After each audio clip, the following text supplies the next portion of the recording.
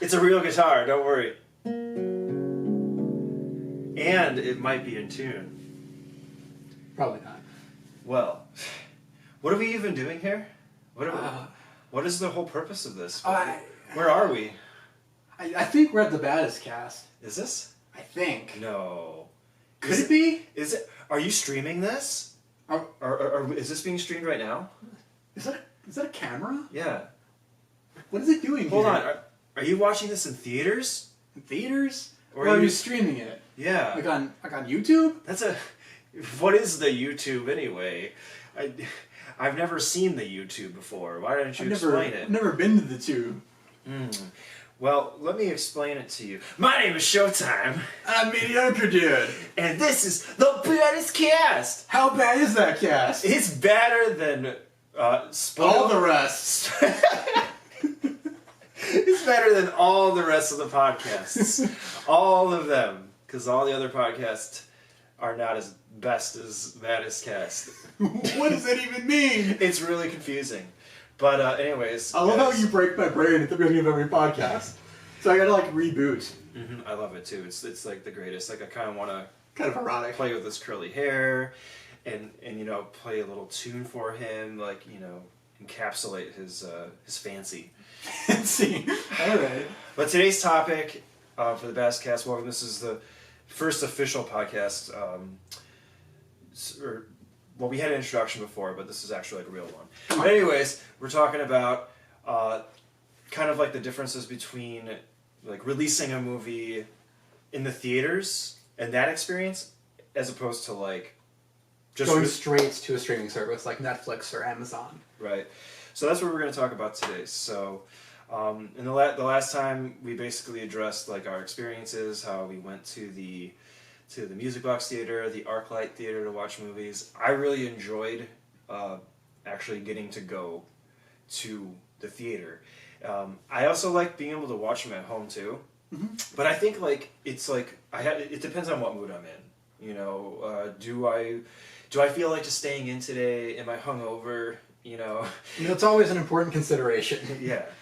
So it's like I just kind of want to, you know, stay and get Chinese food and watch a movie. Yeah, I could see how maybe staying home and just watching a movie by yourself could make it more intimate. Especially if that's the kind of movie that you're watching. Like you don't want to watch some like really like sad or tragic movie and surrounded by people. Not always, because then you gotta hide your tears and stuff. Yeah, although sometimes maybe sharing that catharsis with other people can be very powerful as well. It can be, and so it really kind of just like depends on what mood you're in. But like, there's that experience of the theatrical, releases, like that thing. It almost seems like people aren't really into it as much as they used to. Well, the convenience of seeing a film on streaming is so easy. It's so good. Yeah, I mean, because there's so much available. You can just like wake up, watch a movie on the TV, and then just go about your day. You don't have to like, you know. Or you could just watch more movies. You just watch a movie and then watch a movie and then watch a movie and then watch a movie. Well, how many movies are we watching? I mean, okay, even in the theaters, I've watched as many as 4 in a day. So I'm a madman. Don't listen to me. Yeah, that's true. You do kind of binge watch movies in the theater, but that's because you really like being at the theater. Well, yeah. So what I wanted to talk about was we had these films by Netflix, The Irishman and Marriage Story, which were almost not even going to get theatrical releases. I believe it was Martin Scorsese, the director of The Irishman, himself, who pushed for a theatrical release, even the limited one that it got. Otherwise, it might have seen just a few screens. And it got wide distribution in big cities, but didn't have a wide release everywhere, basically. And there was some like research that indicated that maybe if it had been a wide theatrical release, it might have been pretty successful too, like a big box office hit. So it could be a little puzzling to imagine why Netflix wouldn't want to do that. And a lot of people in the film industry also feel like Netflix is at odds with the industry, and Right. by not participating with the theatrical experience, they're kind of not being involved in the culture of cinema. Right, and it all kind of comes down to the fact that it is an industry, it is a business, and it's trying to make profit, trying to make as much money as possible.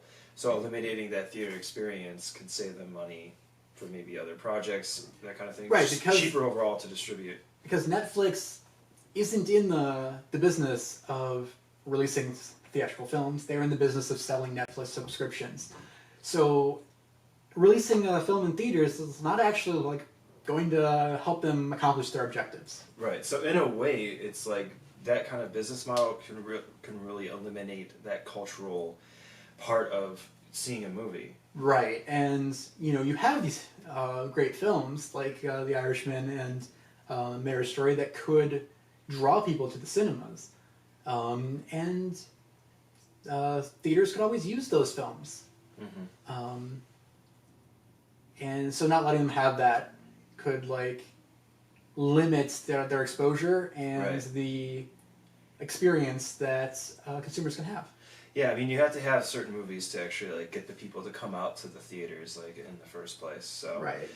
I mean, from our time going to the ArcLight Theater and the Music Box Theater, I really got a good sense of going back to the movies again. And I was for the longest time, I've really been turned off from doing it, and I just really enjoyed that sense of being with all the other people, watching an older movie, or even get to watch a new independent film Right. worldwide release. So even though it's more costly to have more, to have that experience to more people, It's really a shame that some people won't have the opportunity to see some of these films in Right. theater, because it is a good experience. It is. There's also something you kind of reminded me of about Yeah. the experience at the Music Box. Part of the objective of these movie palace. Yeah, mind controlled me for a second. Music. The movie palace. Part of the experience is just being in the movie palace. Yeah. It looks amazing. It's a palace. And there are actually a number of these Uh-huh. in Los Angeles. I'm not that familiar with the region, so I don't know how close they are, but my impression is that they're meant to be kind of a district, like a theater district, established back in the 1930s. Okay, yeah. So you have the Chinese theater, the Egyptian theater, and the El Capitan theater. And these are historic centers, and then they've had a number of historic movie premieres. So you have the El Capitan had the premiere of. I'm just gonna check. He's I really gonna want to get this right. He's I have my cheat sheet. He's got his cheat sheet, guys. Ah, yes, the world premiere of Citizen Kane. Okay. The Chinese theater had the world premiere of Star Wars. Mm-hmm.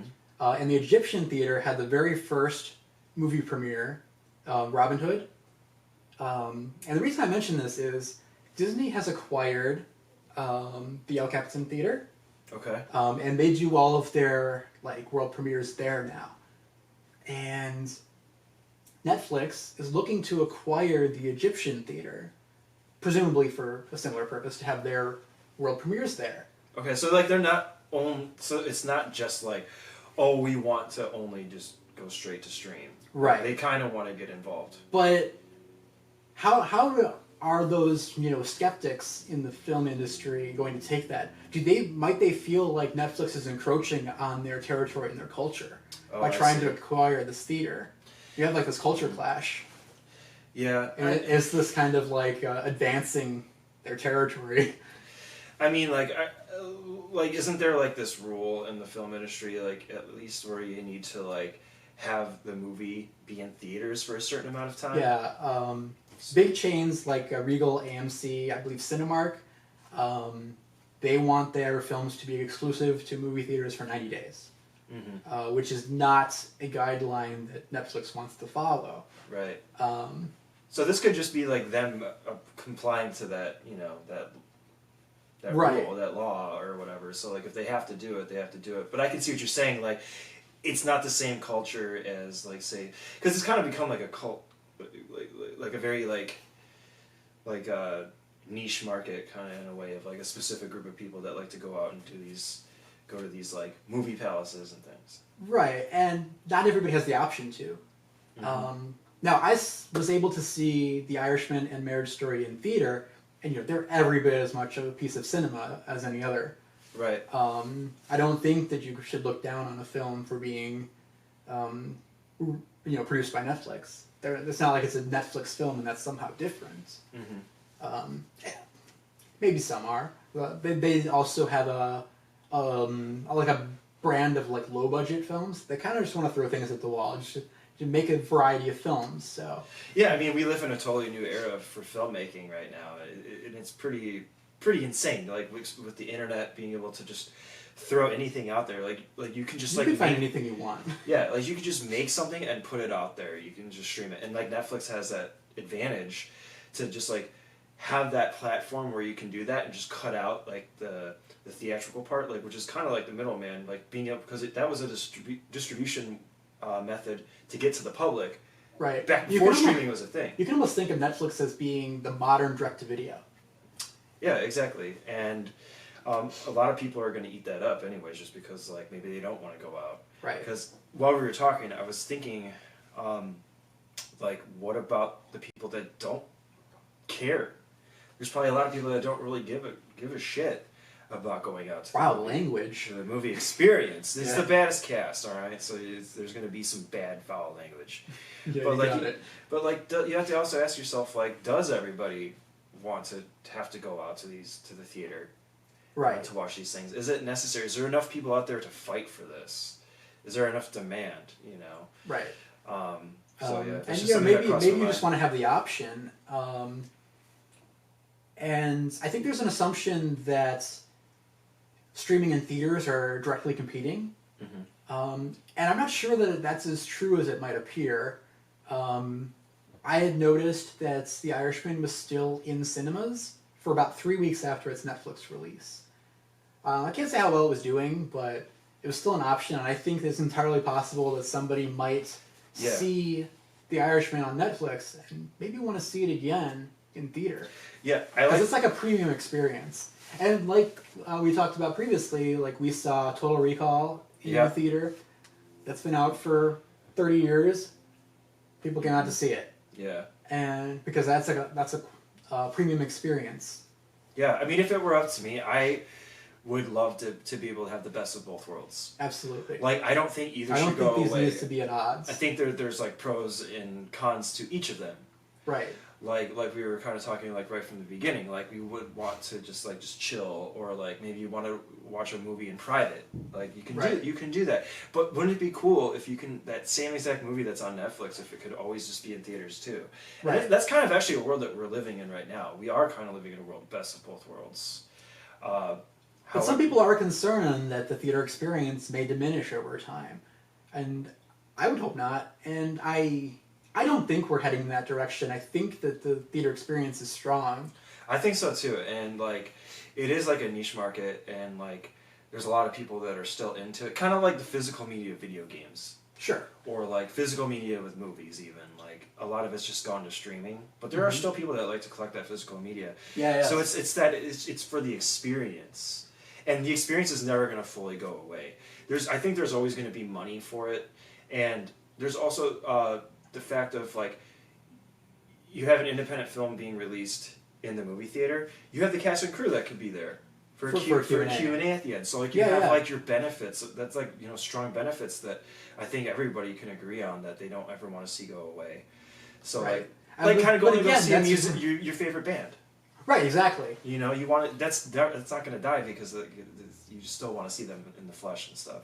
Yeah, unfortunately, that's going to be very limited to major cities yet again, just like the limited releases. There's not a whole lot you can do if you're living in the suburban or rural areas. And that's the problem that I face, is because, like, I have to buy a train ticket, right, in order to get to even have this experience. So like so you got a train ticket, and then like I have to pay for food. And that can be a pretty big barrier. And then even like and then it's another thing, cost. Right. Watching a movie on a stream, right? Dirt cheap. It's dirt cheap because what you're paying, like, what is it, like $16 a month at most? At most. Right? And so, and you have unlimited amounts of movies. Whereas, like, the movie theater experience, like, even if it's, like, in your city, like, in your town, like, it adds up. It's like it adds up. It's like, what, $10 to $15 to $20 per movie, you know? Yeah, it can be, depending where you're going. But you're paying for that experience to get out, meet people, network. You can network with people. That's another thing. Like, you meet people in the flesh. It's like a community thing. Right. Where you can't do that with streaming, so it's just, like, kind of really... But back to the original point, like, I was saying, it's like, it's the best of both worlds. I would just love to see it just, like, have the option of, I can watch it on stream, or I can just go out to the movie. I think that would be a great world to live in. Yeah. But I would like to see Netflix films in the future perhaps getting a wide release, especially, you know, the best films they have to offer, the films like The Irishman and Marriage Story. I don't know, like, there were always direct-to-video films, and that's fine. There's nothing wrong with that, and Netflix can have those and should continue to make them. Not everyone needs a theatrical release, but their biggest titles, they probably should have a wider release, so that more people can see them. But I can understand why they're not, because they have been in debt billions of dollars, and they're not expected to be out of debt for at least 5 years, because they've just been investing heavily in content. And rather than investing in the marketing that would come with a wide theatrical release, they're just making more movies. Yeah. So, I don't know. But maybe when that 5 years is up, maybe they would rethink their business model and may want to incorporate theatrical releases. And that's where you could truly arrive at that best of both worlds. And maybe by that point, that's like kind of the direction that the industry is headed in anyways. Like, people want a return to form. Right. The way it used to. And, you know, all of the major studios are starting to have their own streaming services. Although these studios have... Their primary business model has been theatrical releases, and the streaming service is kind of secondary. It's maybe their home media at this point, or at least one angle of it. And I'd be interested to see if some of them cease theatrical releases, but I wouldn't imagine it for their top titles. Exactly, like kind of like the same concept for like AAA games, you know, like that's like on the you want it on the forefront as much as you can. So if it's like a AAA movie, like, yeah, you want to have that experience as well for the people, like the option to be able to go do that. So, but maybe streaming services offer you the ability to make other smaller budget projects that wouldn't be feasible for a theatrical release. Exactly. And you have a platform for that as well. Exactly. And then also, like, another thing is like a plus side for theatrical releases. Like, if you're an independent filmmaker, it's a good way to, like, at least kind of get your vision out there, get your movie out there to the general public, as opposed to just... And that's relatively high margin. Yeah. As opposed to just throwing it on the internet, where there's, I feel like, so much competition. Like, I feel like people would be like, oh, well, there's a specific movie playing at a theater. Maybe it is important, you know, like, I should check this out. As opposed to, oh, this is just another movie on the list of a wide array of movies on Netflix. And I have heard of independent filmmakers who make all of their money for their films through their theatrical releases. They just do a little tour in these big cities. So you think of it like renting a club. Yeah. That kind of thing. Yeah. But I think that's like a pretty interesting topic. I mean, what do you guys think? You know, leave in the comments below. Like, do you want to see more theatrical release, less theatrical releases? Are they at odds at all? Yeah. Are you okay? Do you want best of both worlds, or do you just only watch streams and that's all you can really care about? Or are you a physical media collector? You know, let us know. If you like this podcast, you know, hit the like button, that kind of thing. And we're always open to feedback. Yeah. All right. So, well, with that said, I'm Sjotyme. Mediocre Dude, and we're checking out. All right. Later, guys. That was Baddest Cast.